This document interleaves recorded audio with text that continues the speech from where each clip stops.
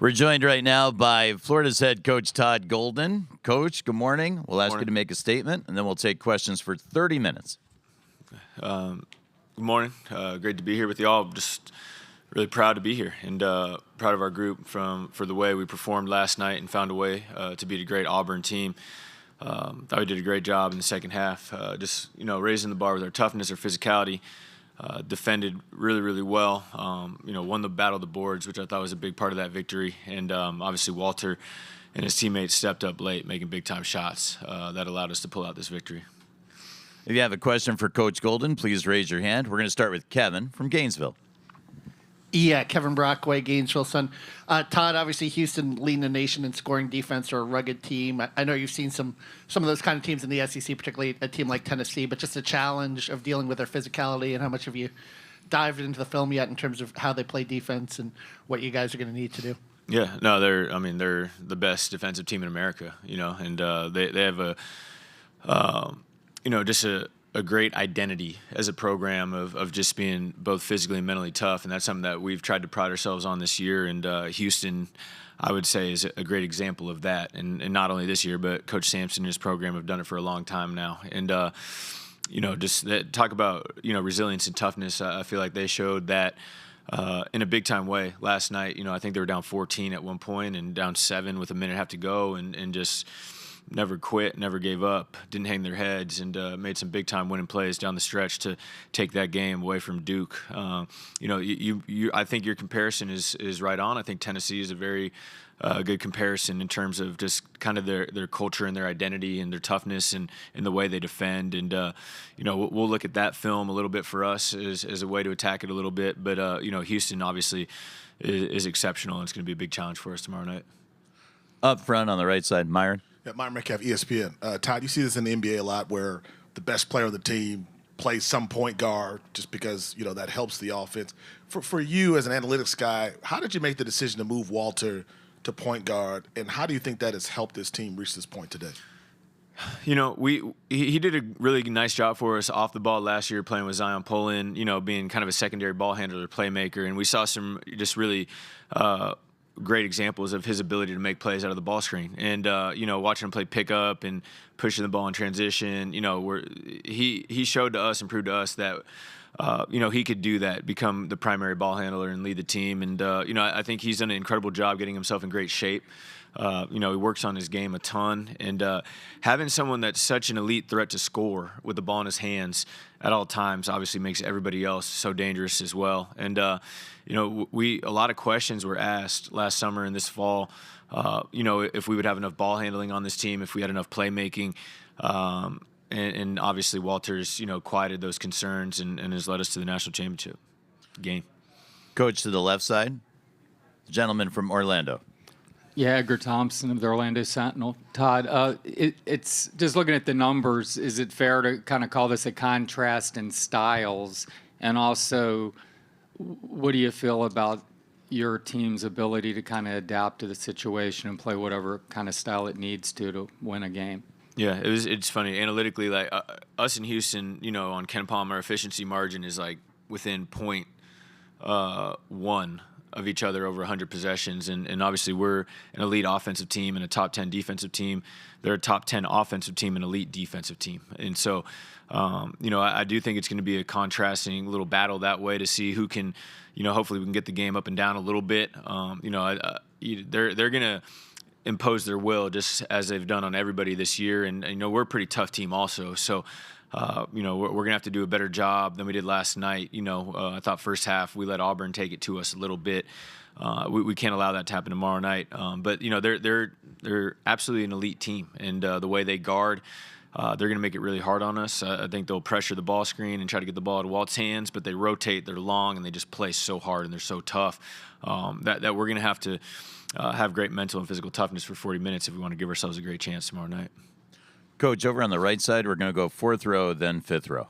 Hi, Coach Joshua from IOND. Yesterday, there was a 10.5-minute period towards the end where Duke could only make one field goal. Was there any notes that you could figure out on that Houston defense down the stretch that will make sure that your offense doesn't have a single period like that tomorrow? You're asking if you said our defense against Janai last night. He only made. Sorry, you said Cooper Flagg only had one. Yeah, got you. Yeah, I mean their defense worries me a lot. Absolutely, and you look at a guy like Tugler, Roberts. They have incredible length and athleticism and physicality inside the paint. They wear you down. They make it really, really hard on you. And so, it definitely concerns me. I think we're going to have a couple different ideas and a couple different pitches, for lack of a better term, to throw at them late in the game, because I do think there's going to be some issues for us out there, and if we don't kind of troubleshoot well, we'll be in trouble. But we're a pretty elite offensive team, and we'll lean into that and allow our guys to go out there and try to make some plays and see what happens. Yeah. That same area, one row back. Yeah, Kevin Sweeney, SI. Todd, obviously, Condon and Walter's backgrounds playing other sports have been pretty well documented. But I know Elijah and Tommy were also pretty big football players. Mm-hmm. I guess how much have you guys valued multi-sport guys in the recruiting process, and what do you think that those type of players bring to the table in this day and age? It's definitely happened. I don't know how. If it's necessarily like happened on purpose, or if it's more of just like the type of guy that we like, seems to, the high IQ, just super athletic guys generally are guys that are multi-sport guys. And it's funny because just from my experience, I feel like the multi-sport guys have like really good feel and really good IQ, and they've had to get used to playing different sports and being in different situations. And I think it's definitely helped our team a lot. These guys, their knowledge and their ability, to, just use some of those experiences in toughness. Like our guy, we have a couple guys that play football, like you said, Tommy, Walt, Elijah. Like they're pretty tough also, and they're not afraid to take hits. And I think that's kind of a hallmark of our team. Coach, we'll take a couple on the left side. Raise your hand, please. Matt Roy, News 4 Fox SA here in San Antonio.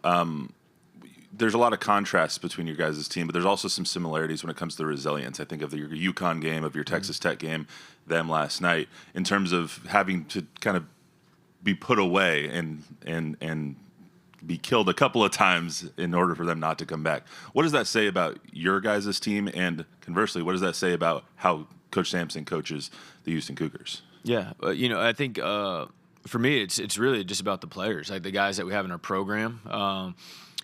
Coach Sampson, I love the way he talks about his team and the way he talks about his staff. He talks I saw something that he doesn't take phone calls when he needs spots on his staff. He just promotes from within, and you can tell by the way they recruit. They're definitely not worried about rankings. They're worried about finding tough-minded young men that are willing to put the Houston program above themselves, and that's what we've tried to do at Florida as well. And after 3 years, as I said last night, I think we have a great group of those young men in our program that are resilient, that are tough, and that are unselfish. And being compared to Houston's program in terms of resilience is a huge compliment, for us. And it's what we continue to strive to build, here in Gainesville.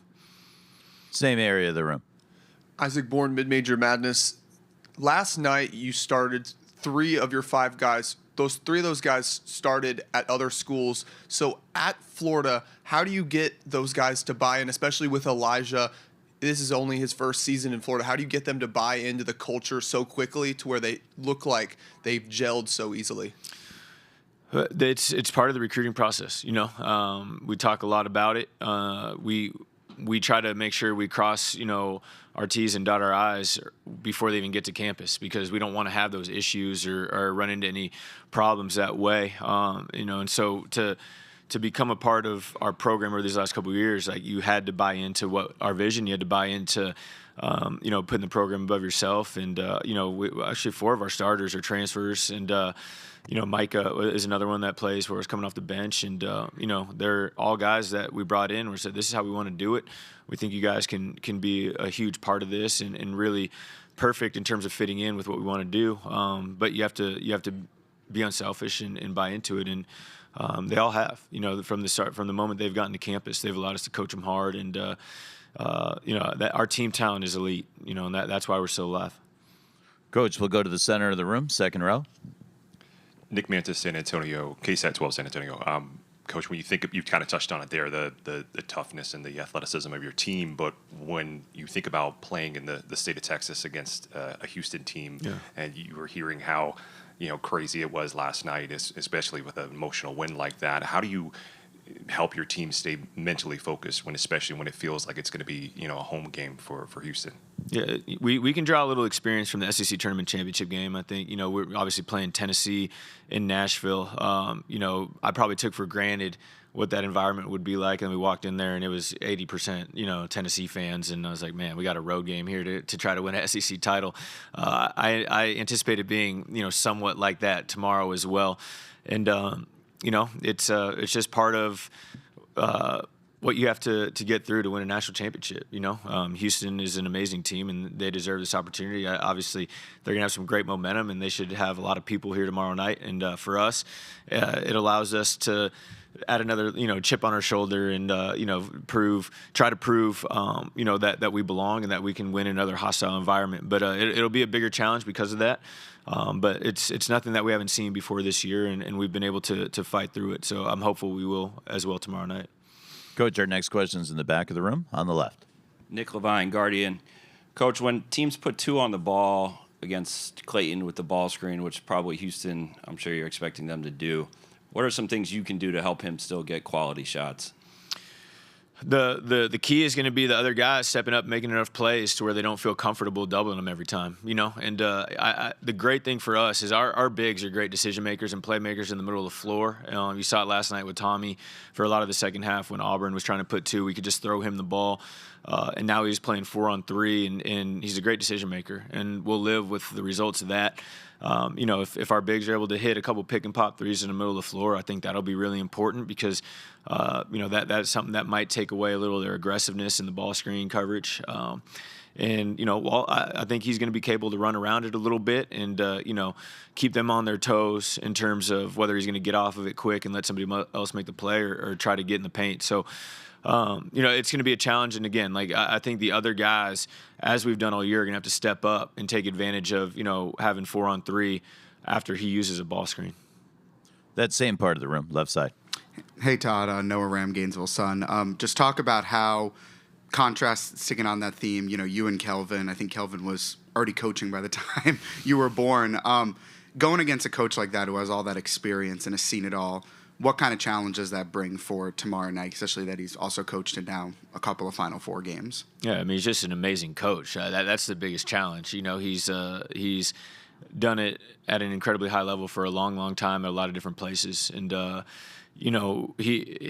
Coach Sampson in the Houston program is definitely, one of, if not the toughest programs in America, and they've been doing it for a long time. And, in my estimation, a little underrated as hard as that might be to believe. Like they're just an elite program, and they're so consistent. They're so tough. 19-1 in the Big 12 this year, 18-game winning streak, I think, right now that they're on.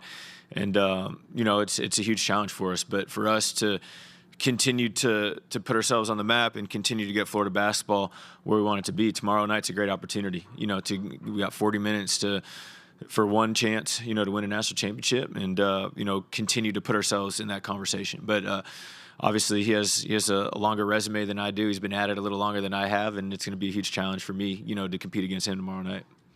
Left side, Orlando. Yeah, Mike Bianchi, Orlando Sentinel coach. Obviously, Gator Nation's very excited right now. It's been almost 20 years since they played for a national title in football or basketball. I'm curious, have you had any memorable interaction with a longtime fan or a booster or something that sort of stuck out, that they just expressed their gratitude about how excited they are? When we got back to the hotel last night, there were a lot of people there that were fired up and really happy about our advancing to the championship game. And it's been awesome, man. These last couple of weeks, I go back a month, I feel like we've gotten some really good momentum. And, winning the SEC title, tournament championship, ever since then, we've gotten a lot, well, really before that, but that was really when the support, started coming in waves. And it's been awesome, man. Our players really appreciate it. Our staff appreciates it, and I know our fans and our alums and our boosters enjoy being back in this environment, being back, having an opportunity to compete, to win a national championship, and we're just hopeful that we can continue to bring them joy and have them be able to enjoy the experience. Back to Myron up front. Coach, we reached halftime. Todd, what were some of those early practices like and some of the growing pains that maybe Walter experienced when he made that switch to point guard full time, and how has he evolved since then? He's done a pretty dang good job of it all year. I think the conditioning part was a huge key. Just the way, I think for him, going to get NBA workouts last spring and summer, spring, summer, whatever you want to call it, I think was really, really big for him too, to be able to get some good feedback from, 6 or 7 NBA teams. It really motivated him, and he was a good hard worker prior, but I feel like after he got back from the combine, it was like he wasn't going to be denied. He just really raised the bar in terms of his work ethic, and we felt really good all summer, watching these guys play and practice, that he would be able to handle it. And, we had enough weapons around him with Elijah and Will in our front court being so good with the ball, and then Zell and shooters coming off the bench, that he would be in a position to be successful. And, obviously he hasn't been perfect all year, but he's been pretty dang good over these last couple months. And, again, I'm just really happy for him. Midway back on the right. Coach Mike Miller, Field 68 Daily. You got your first NCAA tournament win this year. You're playing for a title tomorrow. It must feel like there's this really steep learning curve you've hit over the last 3 weeks. Are there any significant lessons you've taken from these games? Because you guys have had all sorts of outcomes. You've had all sorts of performances that went down the wire. You've had dominant performances. Are there any specific lessons you've had and you're applying right now? It's just not. None of these games are the same. All of them provide different challenges and different decisions that we have to make. Different preparation in regards to how we want to get our guys ready. I think the UConn game was huge for us because that was the first time in a while that we had been really tested and that we had our back against the wall. To be able to win that game, and to be honest, I think we came into this NCAA tournament with some pressure after winning the SEC tournament championship. We were playing free and loose for a long time leading up to that. And then that first weekend, obviously we played great for the first 15 minutes against Norfolk, and then we tightened up a little bit. And that UConn game, I felt like, we felt so much pressure to win, and as you need to in the tournament, but we weren't playing as free as we had before. And so winning that game gave us a little bit of freedom, and we relaxed. And I would say the Tech game was similar. I thought we played great against Maryland, and then Tech, they were kicking our butts for a while and got us down 10 in the second half, and it showed a lot of grit and more resilience. And once we got here, we kind of felt like we had the weight of the world off our shoulders in terms of we made the Final Four. Now it's just time to hoop, go out there and see what happens. And that's definitely how I feel now going into tomorrow night. Coach, we'll head to the back of the room on the left. Jackson. Coach Jackson Schenk, Hoops HQ. With Billy Donovan being inducted into the Hall of Fame yesterday, it was a big moment for Gator Nation. Was there any extra motivation behind you reaching the national title game for Florida for the first time in so long? And did he share any advice with you before the matchup yesterday? I wouldn't say that it, added any motivation. Like we were awfully motivated to make this championship game. Regardless, I would say it was really neat, to be able to do it with him in the building, with him being honored, and for all of our fans and supporters that were here, just an incredible full circle moment, for him being celebrated at halftime, 20 years ago, him leading this program to back-to-back national championships. I think it was pretty special for them to see him and watch him being honored, and then see us be able to win last night. And I didn't speak to him before the game, but it was funny because Torian, said they caught eyes at halftime, and he said, "You guys are gonna be fine. Just stay the course. You guys will get it done." So I appreciate him believing in the Gators last night. Coach, we'll go to the back of the room on the right. Joe Duarte from Houston. Joseph Duarte, Houston Chronicle. Todd, as you dive into Houston, I was wondering what you can gather from LJ Cryer and just his ability from the three-point line and kind of how you defend that or what makes that so tough, what he does. Yeah, they're they're obviously an amazing team. They're LJ and the rest of their perimeter all shoot the ball so well. Him, Sharp, Uzan shooting the ball great. A guy that wasn't thought of as a elite shooter prior to getting to Houston, and he and their staff they've done an incredible job getting him confident from behind the line. They're a unique team. They don't necessarily finish great from two. Their 2-point field goal percentage is lower than you would expect for an elite team, but they shoot the ball great from three. And I'm not sure how analytical they think about the game, but they're an incredibly efficient analytical team. They don't turn the ball over, and they get back all their misses. And they're very difficult to defend because of that. And I think a big part of this game tomorrow is going to be the battle of the boards. Whatever team is able to gain an advantage there, I think is going to give themselves a great chance. We have to take care of the ball. Because they don't turn it over. They don't beat themselves, and at times, we hurt ourselves that way. But with LJ and the rest of the perimeter, we got to do a good job limiting their good 3-point attempts. We big picture goal is going to be make them take tough twos and then fight like hell to get the rebound. And every rebound we get is going to feel like we won the game, I feel like. So if we can do a good job keeping them off the boards, we'll give ourselves a chance. Third row, center left. Hey, Matthew Lerma with Spurfict. Both you and Houston turned up the defensive intensity in the second half of your games, and I just was wondering, how do you think you stand up against them defensively, and what are Ruben and Oliver's roles specifically against Houston coming up on Monday night? You said Ruben and Oliver? Who's Oliver? Give him the microphone back. The really tall guy? Yeah, he's not playing this year. Okay. Yeah, but anyways, sorry, the question was about guarding their bigs. Ruben? Yeah, I mean, just obviously, per usual, I thought our front court was super important for our victory yesterday. Janai had a great first half, but I thought we made him work really hard to have that first half. And in the second half, I just thought our depth played out pretty well. Having Micah, Tommy, Ruben, and Kondo being able to run bodies at their front court was effective, and they did a great job guarding them one-on-one in the second half, and we're going to have to do the same thing tomorrow night. On the left side toward the back. Fransbury, Gator Bait. Todd, have you had the chance for it to sink in yet that here you were not all that long ago, a walk-on at St. Mary's, and a short time later, you're coaching for a national championship. Have you had a chance for that to sink in at all?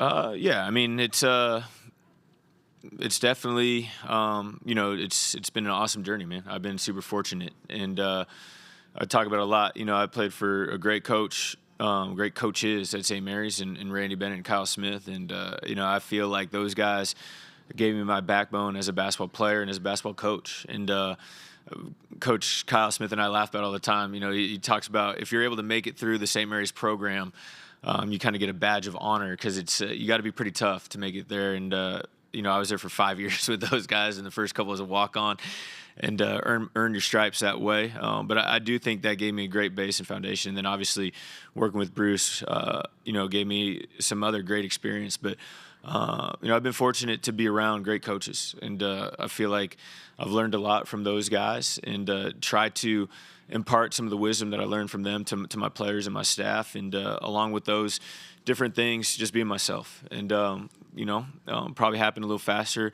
than some people thought it might, but we're here now, and we're 40 minutes away from being national champs. We got to beat an incredibly difficult team on Monday night, but we're in the arena, and at this point, that's all I could ask for. Go back to Edgar.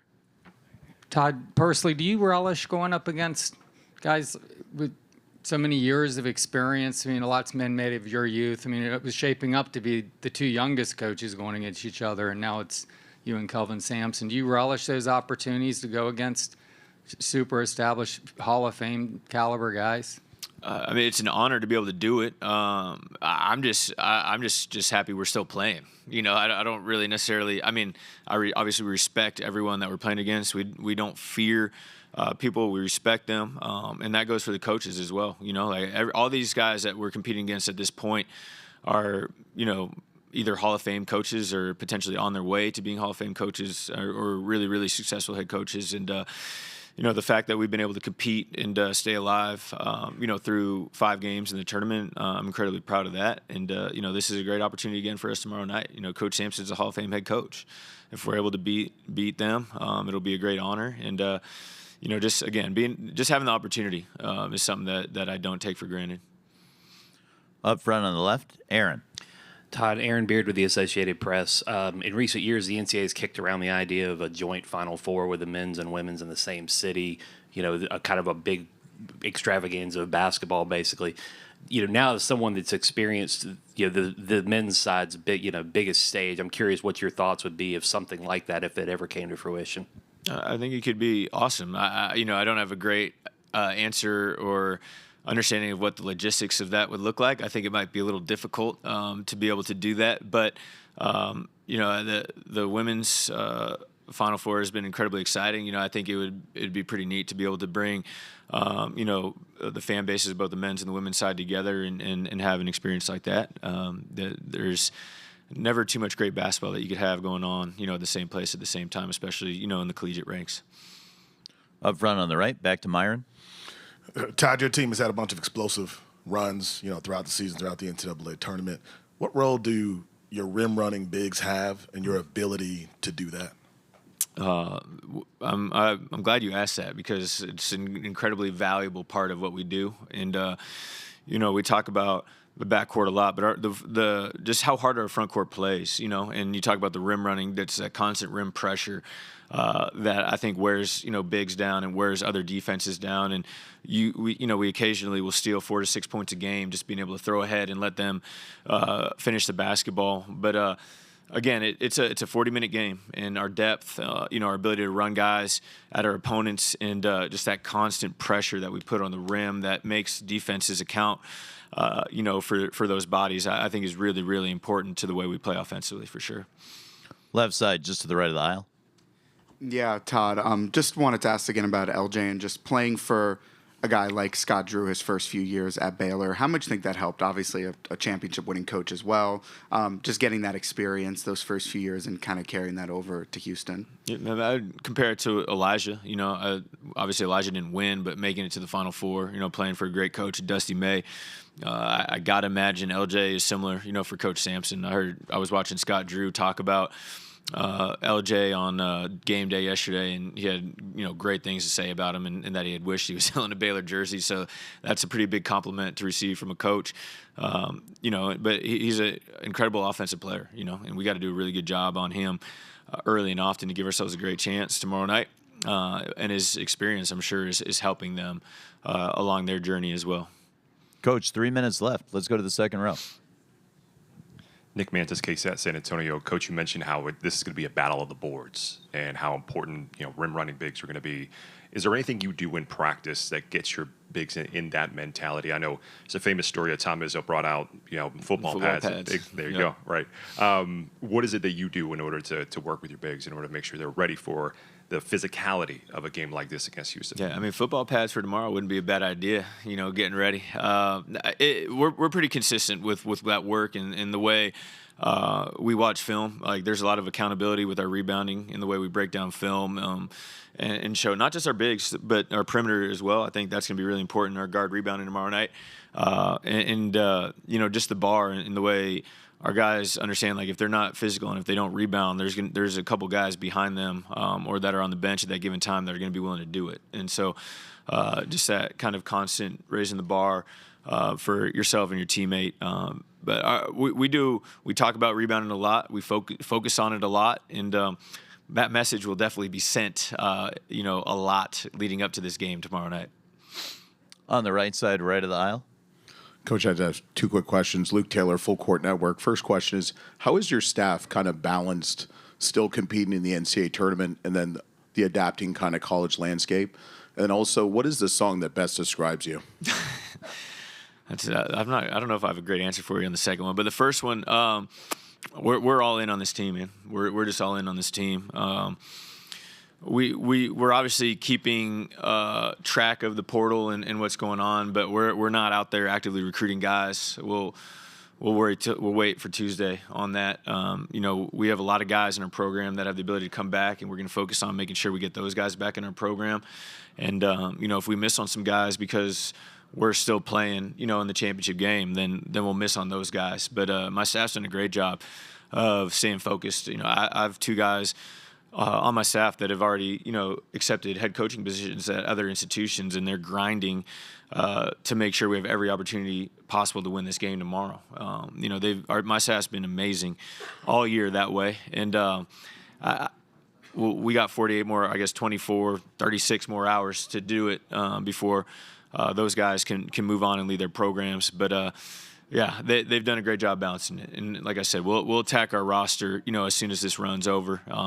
And I'll have to get back to you on the song. I don't have a good answer for you on that right now. Let's do our final question midway back left of the aisle. Hand up, please. Thank you.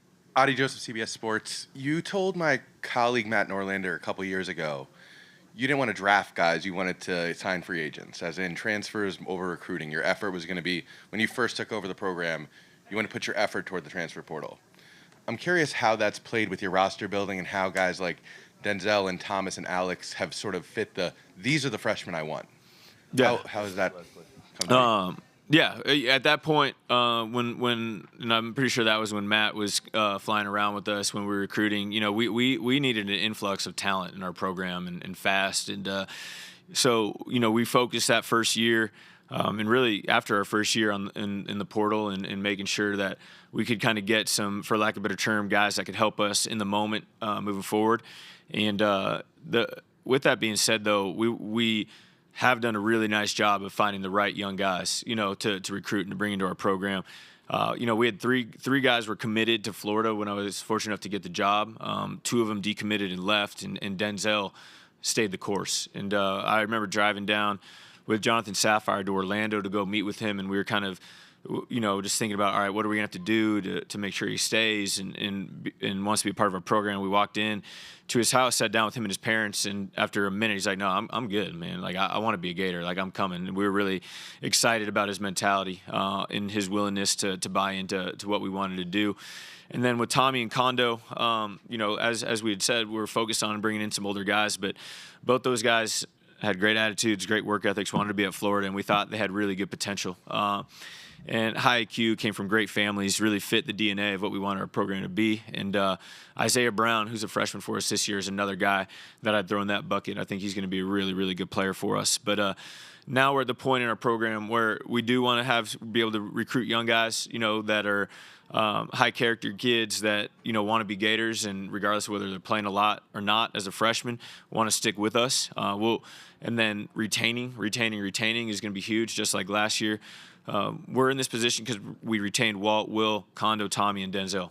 And then we were able to fit in and bring in the right pieces. I think it's going to be similar for next year. We have a lot of guys that we can bring back and build around, and we'll try to do that to the best of our ability and then pepper in what we need to. But I would say it's a healthy balance at this point. And so it's going to be a year-to-year decision, whether it's more portal guys or more young guys, just kind of seeing how the roster shakes out. I want to thank Coach Golden for joining us for 30 big minutes here in the main interview room today. Yeah, thank you, Coach. Go Gators. What's up, Adam? Oh, boy.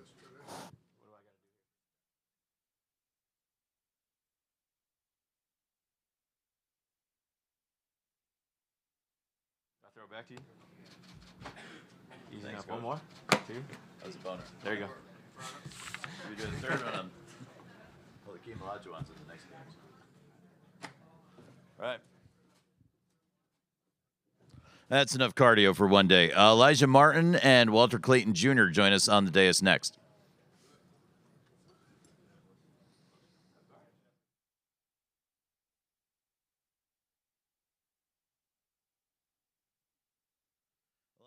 Walter will join us till about 12:20, and then they and other Florida student athletes will be in the breakout areas across the hall.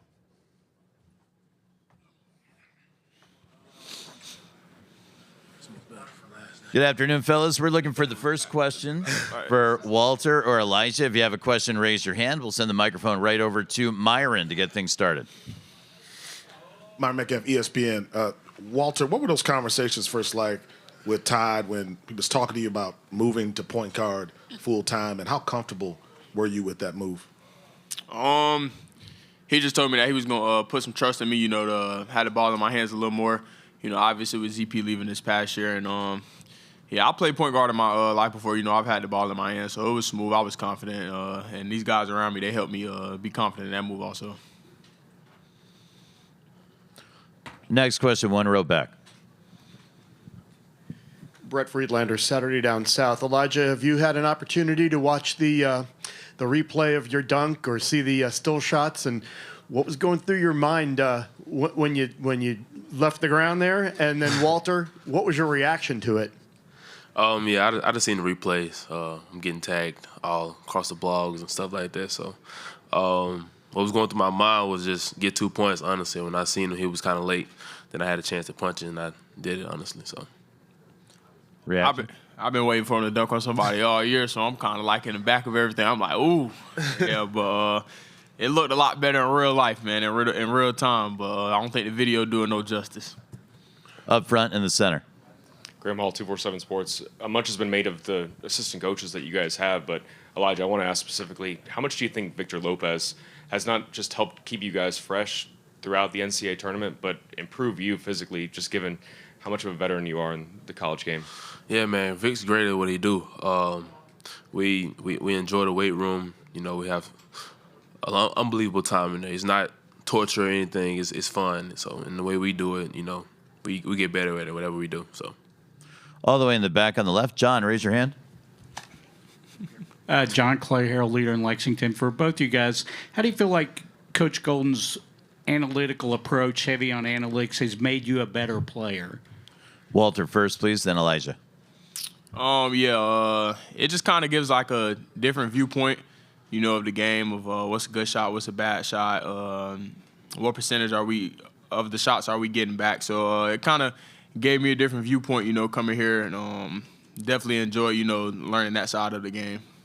Yeah, like Walter said, honestly, it's a different perspective of basketball, honestly, and it's just a credit to him and how smart he is and how good he do his job. To the right of the aisle.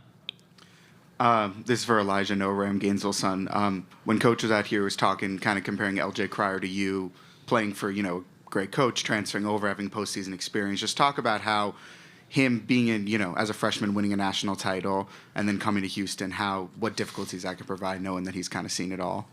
Honestly, I don't know. I look at the game as basketball. I look at everybody else as, as regular humans. No discredit to him, but I'm just excited for Monday, honestly. So we'll see what that brings. Fellas, Chris Harry's trying to hide from us all the way in the back and on the right, but we found him. Chris Harry, FloridaGators.com. Walt, what do you recall about Kevin Hovde's visit to see you in Lake Wales, or was it, I think, at Bartow High, and then you all going to a restaurant, him putting you through or showing you the videos of Jalen Brunson and the Billy D stuff that he talked about? Yeah, man, I had Coach Hub out there with me during Bartow. It's like the condition is called plyo, so he's seen a little bit of that. And then we went out and got some food after. He was just showing me a lot of film on what the Knicks run for Brunson, kind of some things he wanted to do with our offense this year, stuff like that. So definitely enjoyed it when he came down and visited.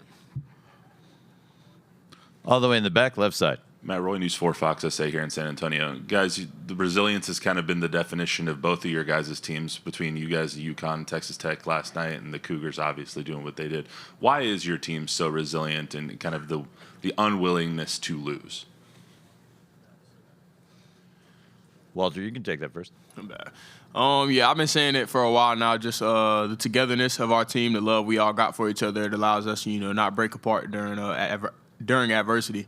So, man, we just stay together in those moments. Obviously, I can't speak for Houston team and what they got going in the locker room, but they seem like a very together team also, so it should be a good 40-minute fight.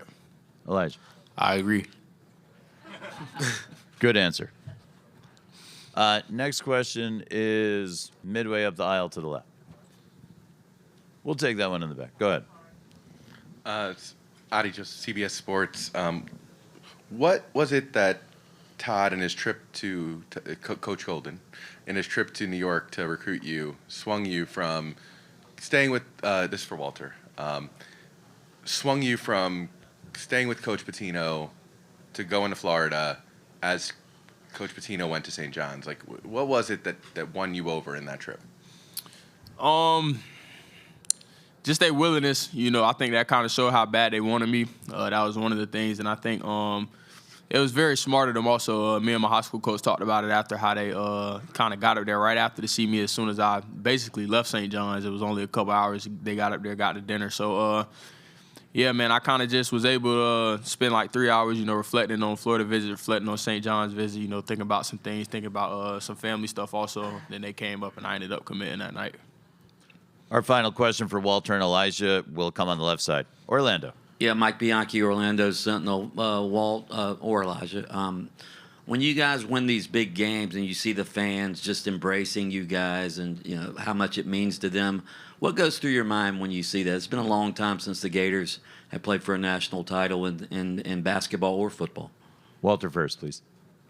I'm just thankful, man. Obviously, Florida basketball has a great history. I grew up watching it. Obviously, we got T. Green on the staff to tell us about the experiences. So, it's just a great feeling, to go out there and win games and have Gator Nation supporting us. Elijah, do you agree? Yeah, I do. You can elaborate. Yeah, that's what it's about.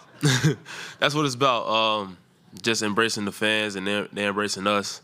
That's what we put the work in for. When we put that jersey on, it just means more.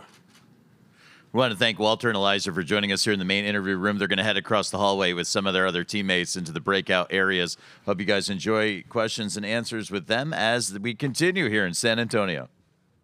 Appreciate you. Good to see you. Great job, guys. Good to see you.